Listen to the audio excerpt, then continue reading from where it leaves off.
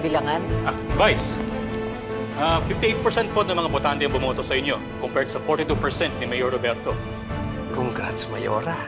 Panalo ka na. Si Tanggol. He's leading the race with 62% of the votes. Good.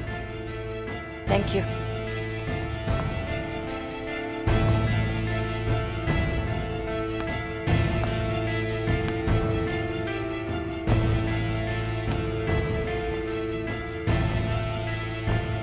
Kaya pala, ang saya-saya niyo. Sige, magpakasaya na kayo ngayon. Dahil malapit na ako maningil. Pagbabayarin ko kayo sa ginawa niyo sa mama.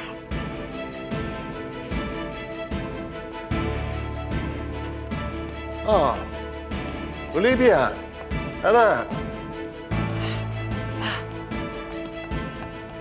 Kumusta ka na? Kumusta na si Pilar? Anak, pasensya ka na sa ginawa ni Tanggol at ni Ramon, ha? Ang mahalaga ngayon safe na ang mama. Away from here. And we're winning, Papa. Lamang ako.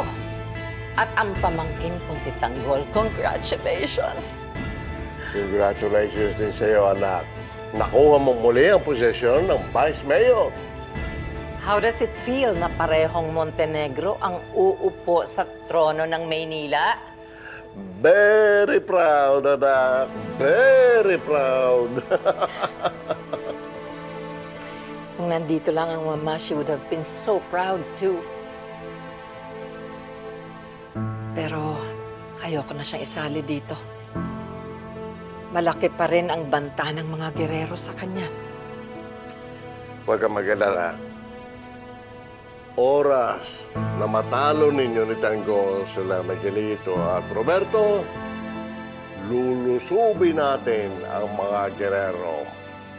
Wala tayong ititira sa kanilang pamilya at wala nang hahamon sa kapangyarihan ng mga Montenegro.